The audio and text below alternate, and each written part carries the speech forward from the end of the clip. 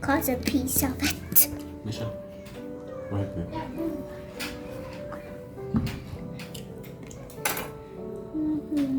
Ooh, looks pretty, Mommy. These taste so yum. Do you guys want to taste them? These sunflower seeds. Yes. They are so yummy. Yum, yum, yum. Let me try taste. Okay. In your mouth. Just eat. Almost like peanuts.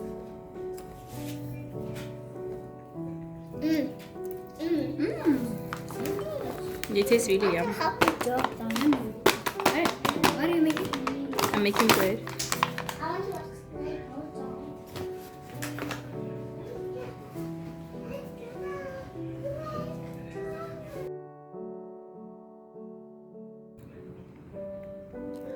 Hope is a powerful weapon, and no one power on earth can deprive you of. Apparently, Nelson Mandela said this. So I'm gonna just pour this in here.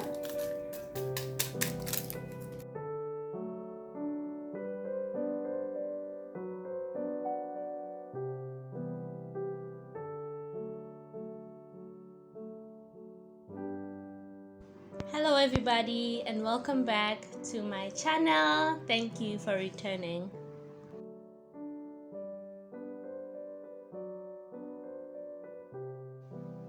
Quick question. Would you share your last meal with the next person, with a stranger? Would you share your child's last meal with a stranger? As hungry as you are, and as hungry as the next person may be, would you share your last meal with that person? Here's a story. It hadn't been raining for a long time, so vegetables are not growing. And the woman and her son were hungry. She only had a handful of flour to make a last meal for herself and her son. She went out to gather sticks.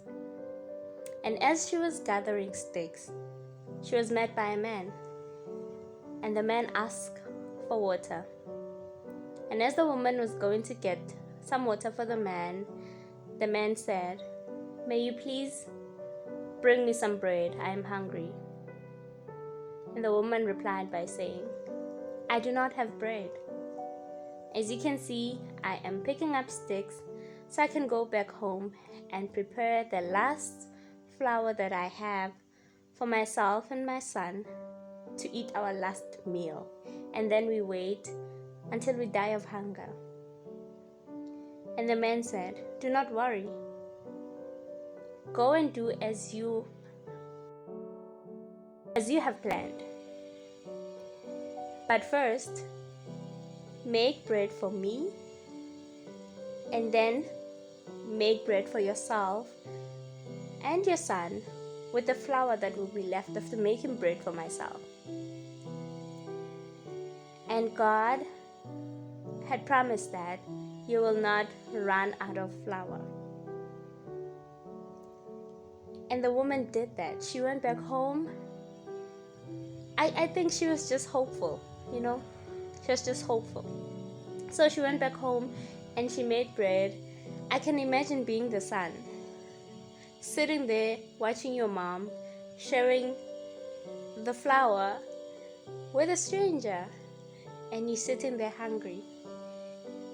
But your mom says to you, "This stranger has told me that if I do this, then God promised that we will not run out of flour and oil." And as the woman was done and she gave the bread to the man, she came back to make bread for herself and her son, and she found that she still had flour, and she did not run out of flour for a long time. She, her son, and the stranger ate from that flour and oil for a very long time. And as the prophet promised that God will stop providing this flour when God starts providing the rain.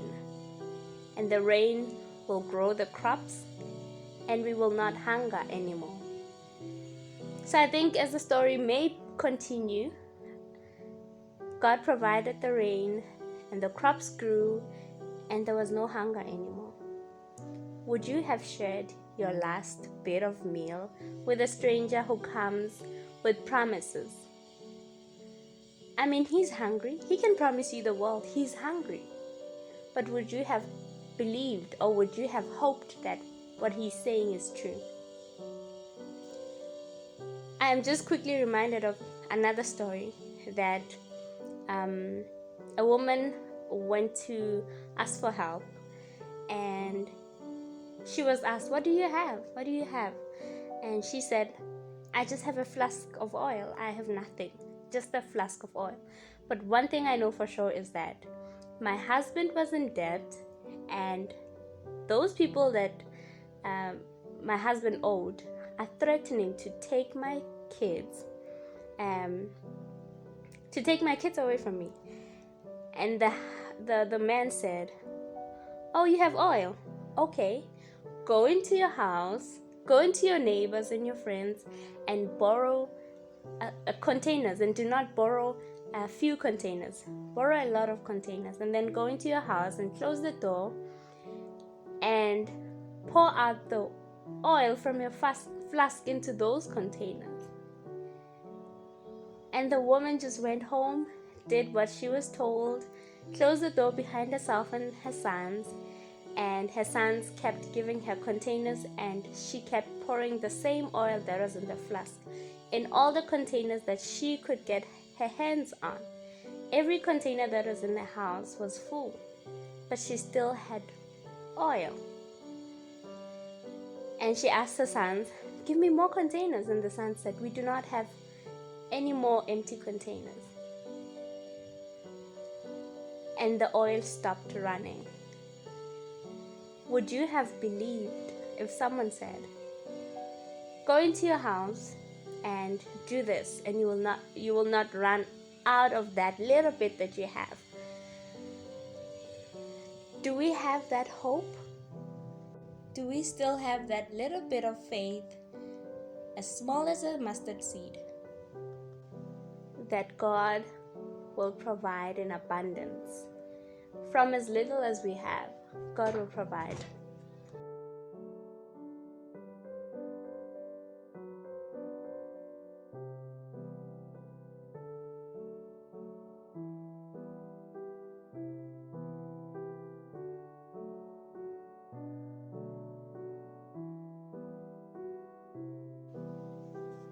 If I had my last meal, I don't know if I would have shared it with a stranger,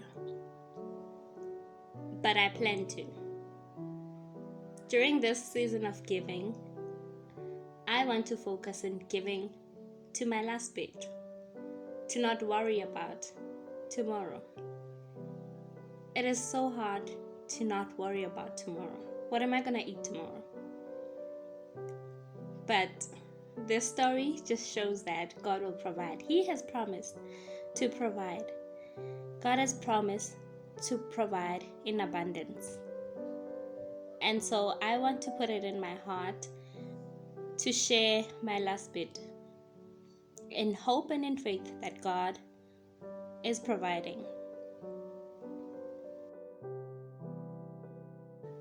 I mean, we're all celebrating Jesus' birth, and we all know that He gave His last bit of life to all of us.